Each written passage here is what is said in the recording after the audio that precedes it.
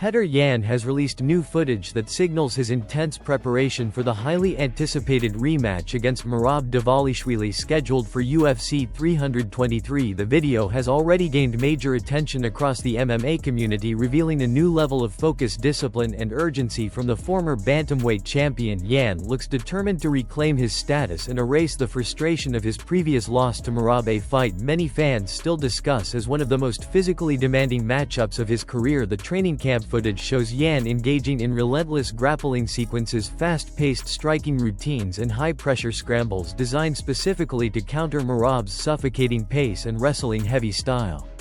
Observers have pointed out that Yan appears to be sharpening every element of his defensive wrestling, including constant get-ups, strong cage positioning and improved takedown anticipation. Coaches can be heard urging speed awareness and control, while Yan repeatedly battles out of simulated clinch traps and relentless takedown attempts. Analysts believe this is a direct response to the first fight, where Merab successfully overwhelmed Yan with non-stop pressure and constant attempts to bring the fight to the mat. However, Yan is not only focused on wrestling, he is clearly working to maximize his striking advantage as fast punching combinations, counter kicks and precision boxing drills dominate large portions of his training sessions. There is also a clear mental shift in the Russian contender, who has spoken less publicly in recent months, choosing instead to let his preparation speak for itself. His body language in the training footage reflects zero hesitation and zero distraction, with a strict mission to perform differently in the rematch. Strength and conditioning coaches are also pushing Yan to build stamina and endurance, matching the pace required to fight someone like Merab, who is historically known for breaking opponents mentally and physically in later rounds. Yan is shown performing grueling circuit training, extended pad work and interval sessions that mimic non-stop fight pace. Fans have been reacting strongly online, with many acknowledging that Yan appears sharper, more motivated and more prepared than ever before. Some supporters suggest that this version of Yan could finally be the one to solve the puzzle that Merab presents, while others argue that Merab's engine and pressure could still be the deciding factor. No matter how much Yan improves, the anticipation surrounding this matchup continues to grow as UFC 323 approaches, with many calling it one of the most important fights in the bantamweight division this year, with championship implications and career redemption on the line. Petr Yan is training like everything depends on this fight, and the world will soon see whether his adjustments and preparation are enough to change the outcome in the rematch against Merab Dvalishvili.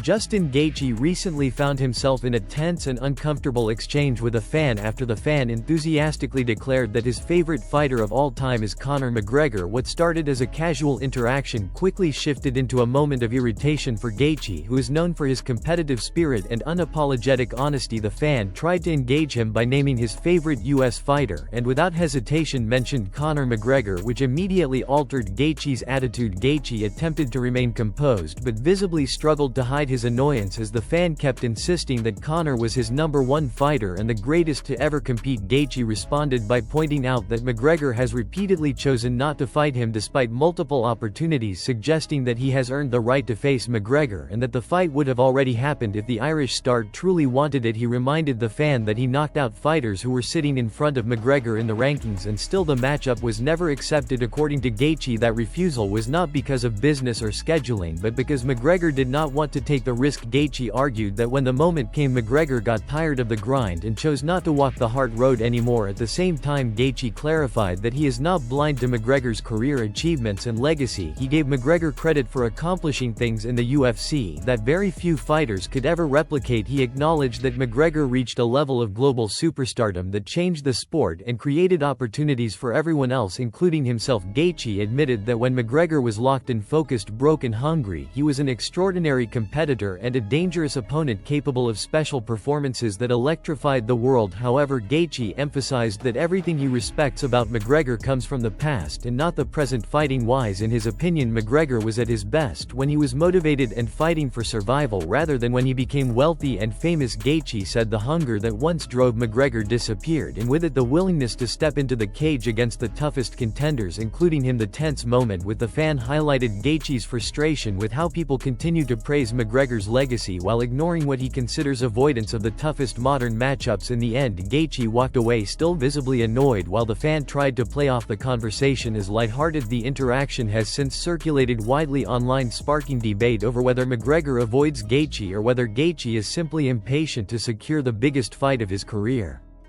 The developing situation surrounding UFC President Dana White continues to dominate headlines as reports circulate about his alleged detention following a drinking-related case. The MMA community has been in disbelief as more details slowly emerge from official and unofficial sources. According to early statements, the incident reportedly began after an alleged altercation linked to excessive alcohol consumption at a private event, leading to police involvement and eventually resulting in White being taken into custody. While full confirmation from authorities is still pending, the news has already sparked intense debate across combat sports media outlets. Fans and analysts' reactions from the UFC roster have been immediate and widespread. Some fighters have expressed sympathy, stating that White has carried an enormous workload for years and may be facing personal pressure. Others have offered a more critical response, arguing that figures in positions of power must be held accountable if alcohol-related conduct jeopardizes the integrity of the sport. Industry observers have also begun to question how this situation could affect upcoming UFC events negotiations, matchmaking and pay-per-view promotions. Given White's central role in decision-making, legal analysts appearing on sports networks have indicated that the potential outcomes of the case may vary depending on verified evidence and testimonies. If charges are formally filed, the legal process could extend for months, which would create uncertainty for the organization. On the other hand, if the allegations are proven to be exaggerated or unsupported, Dana White could be released without further consequences and resume his duties with the UFC.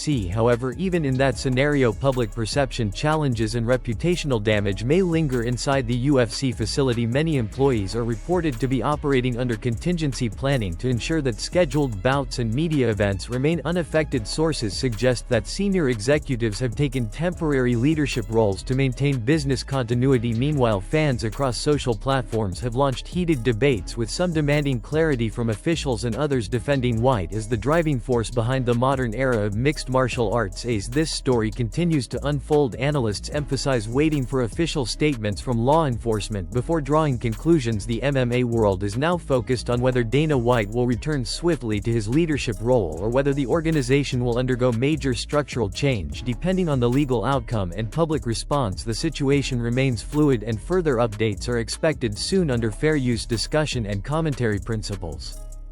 Francis Ngannou has finally responded to the allegations and narratives circulating about his history with Dana White and the UFC, and his version of events offers a completely different perspective from what has been portrayed in the media. He explained that the real conflict did not originate from attitude issues or personal hostility, but from prolonged contract complications that started long before his first fight with Stipe Miocic. Ngannou described those early negotiations as extremely slow and stressful, leaving him inactive for several months with no opportunity to earn money and no clarity on when he would be scheduled to compete. His training expenses piled up, and he found himself in a financially unstable position, which affected his preparation for one of the biggest fights of his career. According to Francis, the situation became so difficult that he personally called Dana White to request an advance payment from his fight purse simply to afford his training camp. He clarified that this phone call was the only true moment of confrontation between him and White, and that the narrative of a heated behind-closed-doors altercation inside Dana White's office has been exaggerated and fueled by speculation. He insists that the tension was never about disrespectful behavior but about delays, uncertainty and the lack of financial support during a time in which he was expected to prepare and perform at the highest level. Ngannou also reflected on how the dynamic with the UFC shifted after his first loss to Miocic, stating that from that point forward he felt like the organization placed him in a less favorable position. He continued fighting and winning, but contract negotiations remained inconsistent and unpredictable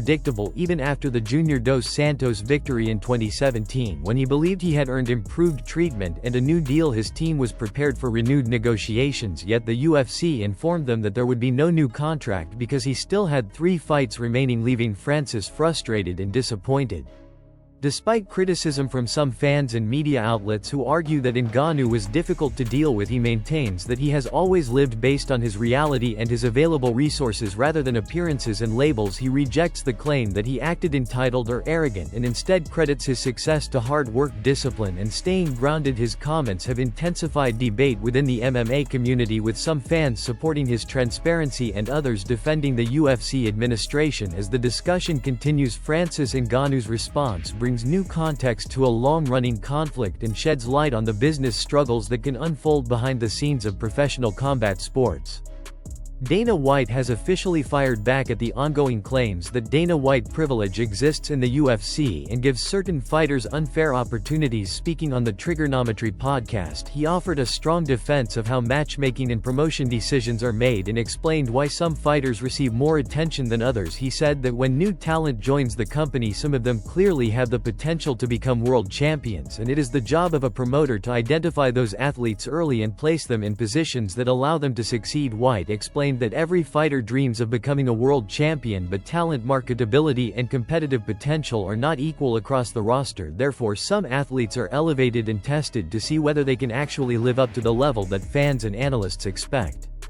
He pointed to Conor McGregor as an example of a fighter who was once accused of getting Dana White privilege but ultimately became one of the biggest stars in all of sports, not just the UFC. McGregor generated massive business, elevated global interest, and proved his skills by performing at the highest level. White also referenced Ronda Rousey, saying she arrived with tremendous hype and pressure and went on to become a historic figure who launched and legitimized women's MMA and massively influenced the UFC's evolution. White then turned his attention to Bo Nickel, explaining that he entered the company with huge momentum, a major collegiate wrestling pedigree, and massive fan attention. Because of that, it is natural for the UFC to place him in showcase situations to evaluate his competitive ceiling and determine whether he can perform at championship level. White argued that this has nothing to do with privilege, favoritism, or unfair treatment, and everything to do with the business model of fight promotion.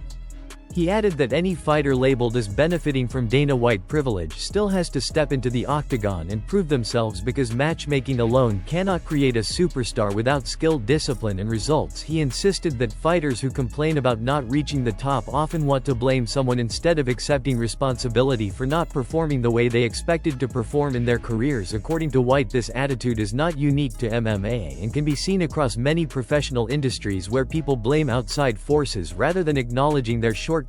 Ultimately, Dana White made it clear that the UFC will always invest promotional energy into athletes who look like they can become champions and global attractions, and emphasized that none of that guarantees success without actually winning fights in the cage.